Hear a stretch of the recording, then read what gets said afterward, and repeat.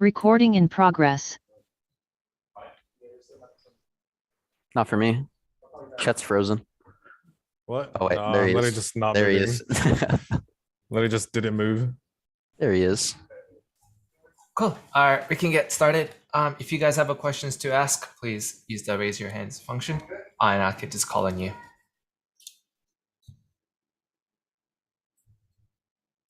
Yes, Brennan from Running Back, you can unmute and ask questions. Awesome, thank you. Congrats on making it to Masters, guys.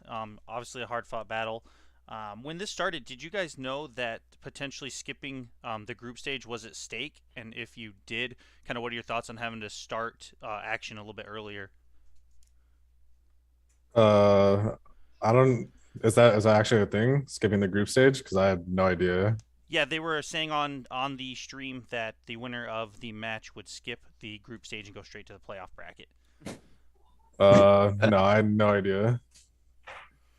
Okay, well, if anybody has any thoughts on, starting the tournament earlier in that group stage and having to have, more action at Masters, kind of what your thoughts on that might be. In my opinion, we should have known before, but yeah, other than that, Your mic's muted, John. my thoughts, I don't know if I agree with it, but yeah, it is what it is. I think it's a pretty big advantage to give to a team just because they got first in their region, just to like skip out on groups and not play any other region. I think that's a little ridiculous. Giving veto advantages or something like that can be cool, but to just give a team a playoff berth just out of online play is kind of absurd to me.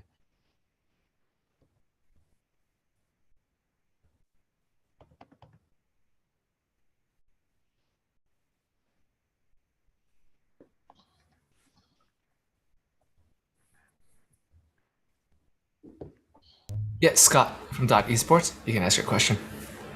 Thank you. Congratulations again, guys, on making Masters. What's something that's going to be a priority for you guys to focus on in the next coming weeks? Obviously, seems like you guys didn't have the information about the group stage rule. But knowing now where you guys start out in Masters Reykjavik, what's going to be a high priority for you guys? Probably fixing anti-ecos, I guess, since we lose them a lot. It's like the main focus. We're generally good on gun runs, so I think just the ecos need to be fixed, and that's about it.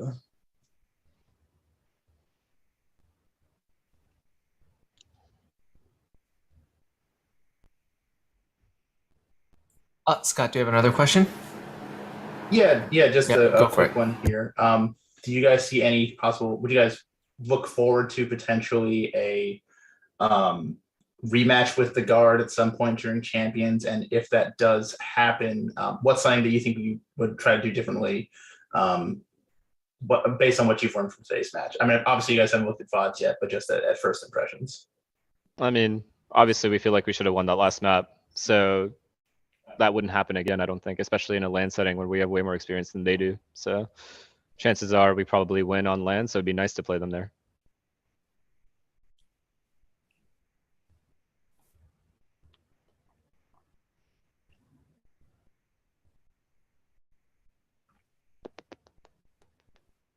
Yes, Matthew, you can ask your question. Just state your outlet, please. I don't think you changed your name, right? Sorry. Oops. Is my mic working? Yes, it's working. Okay, sorry. Matt, also Hudson from VLR. How do you think the Brimstone changes with him having one less stim beacon and that stim beacon being more expensive? Do you think that will affect his pick rate going into Reykjavik? I mean, I don't think people like abuse the stim that much. I think people mainly played it for the ult and the smokes, so I don't think that's going to affect him that much. Maybe people will play him less on Fracture or something, but I don't think it's going to hurt him that much.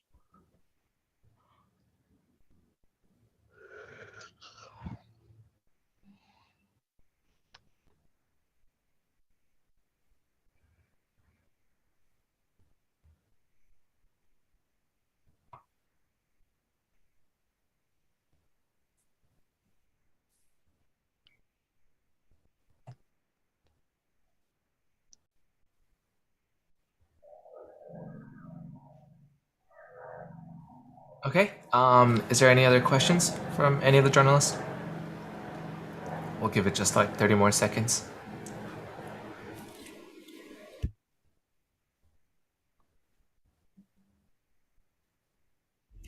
Yes, Matthew, you can go ahead. Just one more question about agents going into Reykjavik. Chamber has been a prominent pick throughout this entire playoff stage. Do you think he's still going to be a staple going into the event? I would probably say he would be a staple like going in the event. I still think he's like pretty strong. Yeah, it kind of just depends on when we scrim in Europe and we see how people deal with the chamber and like that sort of thing. It's kind of like just based around like what we see in Europe a lot of the time and how we do in our matches. So I still think he's a really strong agent. I think he has a place in the current meta. So.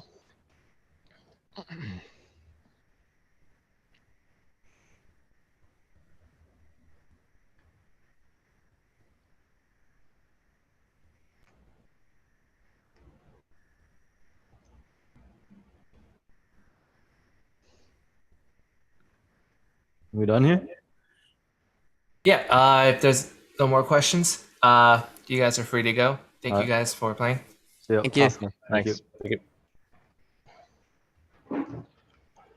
Recording stopped.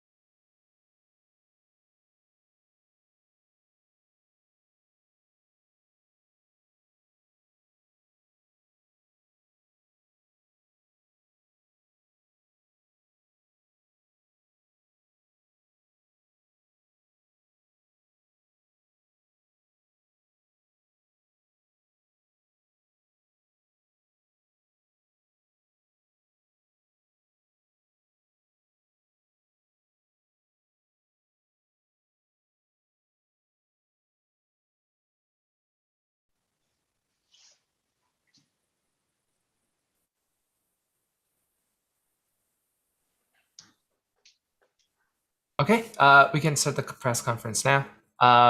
Just like last time, use the raise your hand function if you guys want to ask questions. And Brendan, you can start first.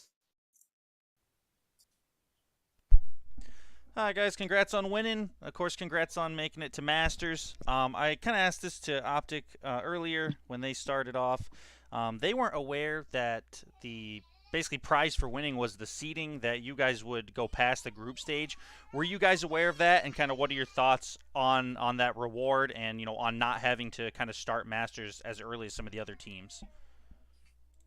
I'll go first on this, I guess. I think like we weren't aware of it until the very, very end, or I might not have, or somebody told me between maps, but we weren't aware for sure until after the match is over. It's kind of a double-edged sword that it's like, you do progress past groups to playoffs, but at the same time, you don't get the group experience or, the quote unquote easier matches on land to start to get used to everything.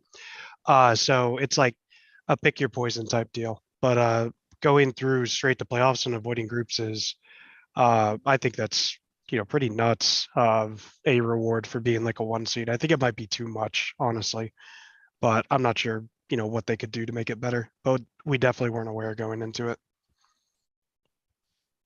Yeah, for me, I also wasn't aware. Wait, why can't I hear myself? Oh, We hear you. sorry. For me, I wasn't aware as well that it was gonna be like this reward, but I could speak apart for like the whole team that we were still playing like everything, mattered. So, it's just convenient that we just get to go to playoffs. But like Matt said, we're a group, like a new team, so us being able to experience like group matches would have helped, but it's nice to go to playoffs. Hey, Jonah, mute your mic until you're talking. It's coming through your mic.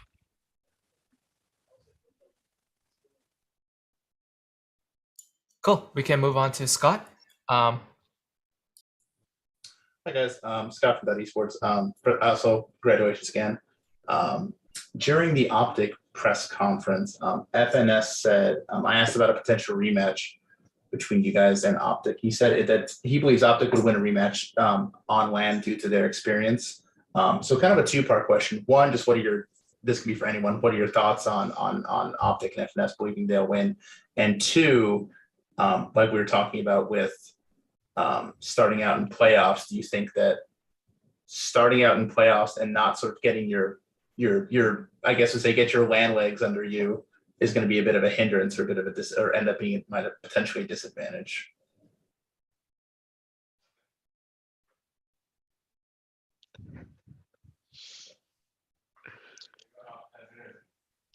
All right, nobody's talking. I know. Wait, I thought Saya was trying to unmute himself. Saya's like, No, nah, I'm absolutely not. I'm translating the question for him, guys. So Oh, I'm on a Discord call Oh. with him, so I can tell him the question, and if he wants to answer, then he can answer. wait, No. Saya doesn't speak English? Oh, he Yeah, I does. don't know- I That don't makes know how our to run do it. even crazier. Yeah, we I mean, haven't been able to look calm with him. yeah, I think like OpTic is obviously a super good team. The LAN experience is definitely on their side. The match experience is on their side, everything like that. But at any point in any time, if we show up and we give our full effort and dedication to it, I think we can play with most of these teams. I would have to give OpTic the edge though, 100%, but that doesn't guarantee a win for them. But it'll definitely be a very difficult task for us to overcome.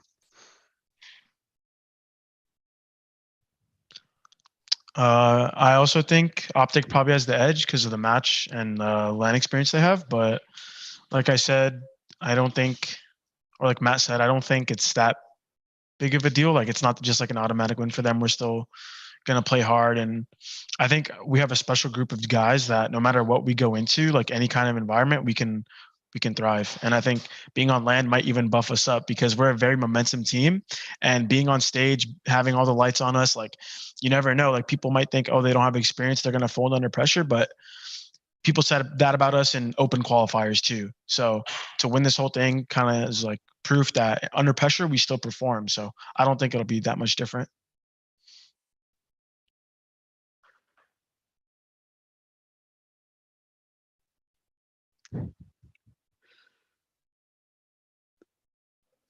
You keep laughing. What do you think, Trent?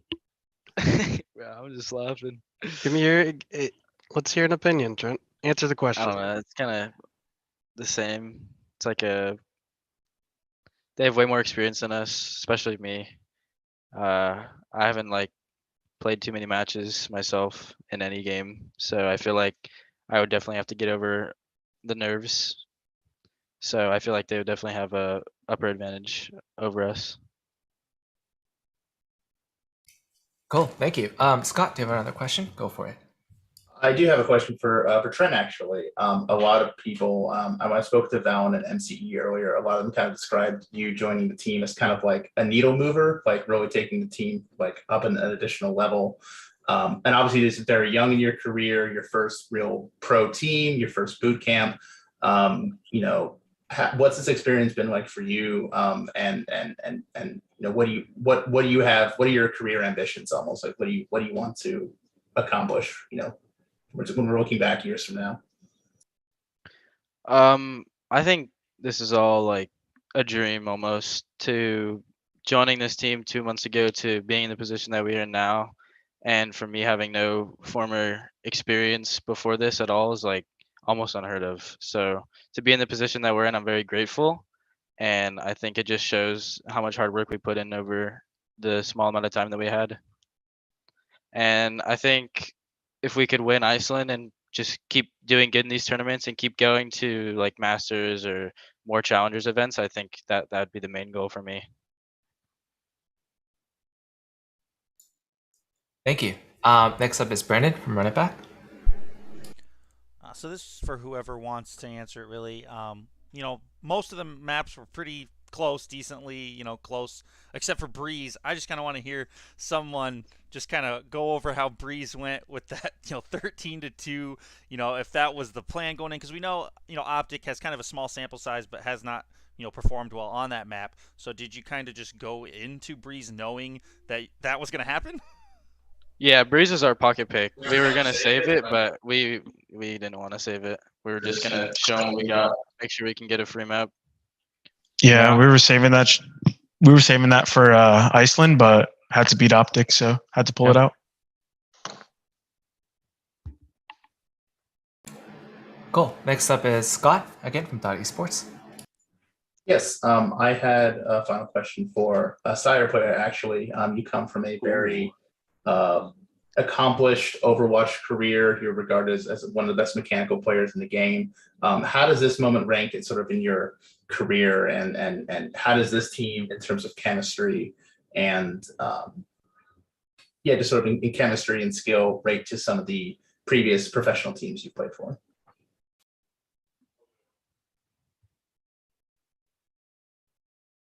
Sorry. Can you repeat that one more time, please? Just how does he rank this team in terms of chemistry and skill compared to some other pro teams he's played for, both in Valorant and as well as professional Overwatch? 오버워치랑 지금까지 있었던 오버워치랑 발로란트 팀이랑 다 합쳐가지고 우리 팀의 뭐 시너지, 팀 케미 좀 그런 걸 어떻게 랭킹을 하는지? 랭킹이요?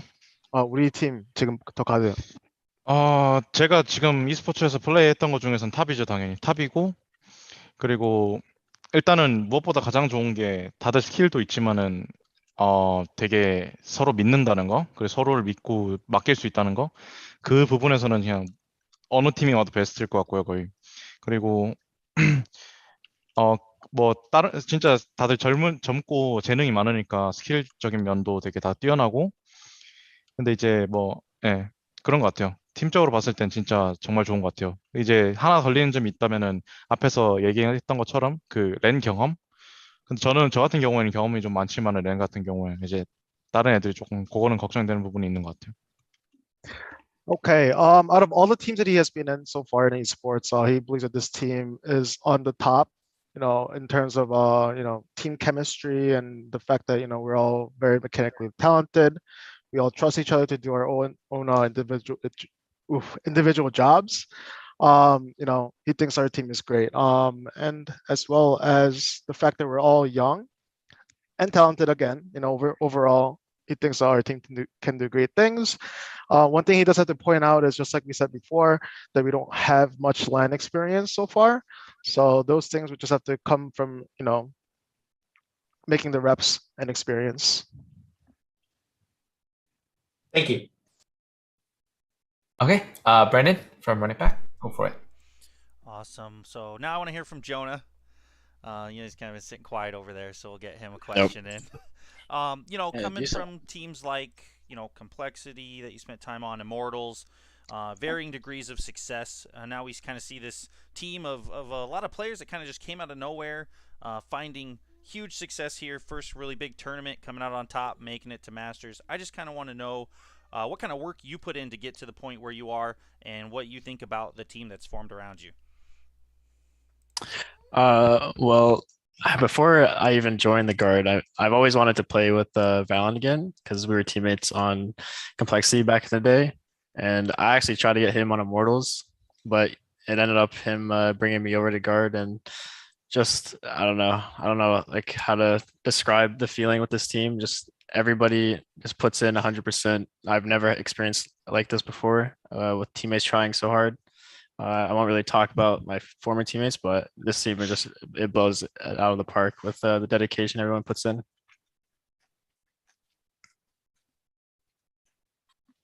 Well said. Thank you.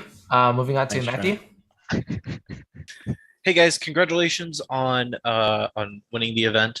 Out of all the teams that have already qualified in other regions, G2, FPX, Fnatic, in EU, PaperX, Xerxia from SEA, Loud, DRX, and Data Division, who are you guys looking forward to playing the most? Mike?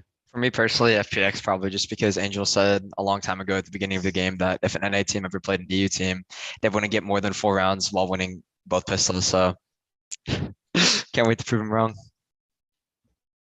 Yeah, that basically means our goal is 5. That's all we have to do.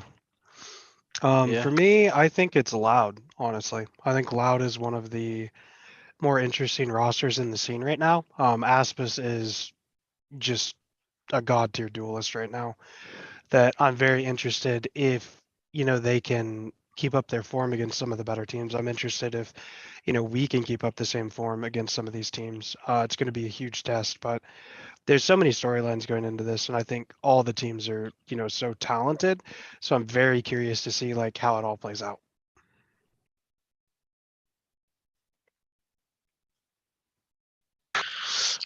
For me, I'm probably most excited to play Fnatic, because I think they're probably one of the better EU teams, and I want to see how we can match up versus like previous Reykjavik finalists and stuff like that. So it's more so just a test to us. Like if we can beat them, we can probably beat anybody in the tournament.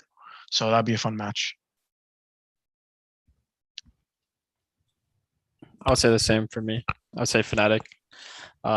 Pretty much exactly what Jake said. I just want to beat the best of teams, and I'm very curious to see how we hold up versus EU teams, because you just can't play them. So it's gonna be nice to play them. For me, I'm very interested in Japanese scene, because when I was in Korea, I play a lot against Japanese players. So yeah, I want to play against them.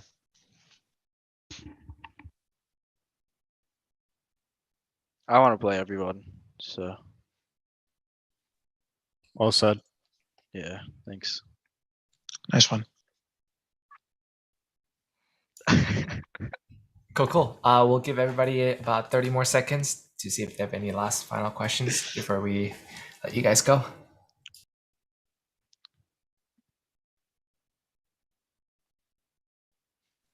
Don't all come to us at once, Yes, Blake from esports.gg. Hey guys, yeah, following up on that last question. Is there anything you guys are going to do differently now that you're going against Europe and these other regions? Is there any switch up to how you guys are practicing already or anything like that? From my perspective, I don't think we're going to make any changes to like how we practice or stuff like that. Like we're just going to watch how they play. We're going to do what we do. Like how we got there is how we're going to play. And if it's not good enough, it's not good enough, and we look back from there. But I don't think it's worth it for us to kind of change our whole approach, because what we've been doing has been working against one of the best regions in Valorant. And we're playing, the top teams, people that are going to finals at Berlin and OpTic and stuff like that. So obviously the work we're doing now can beat international competition. I would say we're just gonna watch more EU VODs and try to figure out how they play, but our preparation is gonna stay the same. Thanks. And actually, I got a follow up on that, if that's all right. Yep. So yeah, where do you guys see NA ranking, like in terms of the other regions? Top 2. It's kind of hard to say right now, just because of how many upcoming teams there are in every region. Me personally, I'm a little biased. I'm from NA, but I would say we're the best region. At least going into this Iceland tournament, because all of the previous top contenders from EU are not attending this, besides maybe Fnatic. So I think we have a really good shot to win the whole thing. Awesome. Appreciate it. Cool. Thank you, guys. I think the time is up. Thank you, all of you guys, for your amazing run at VCT and for your time. And please go enjoy your dinner. Thank you. Thank you. Thank you. Thank you so much.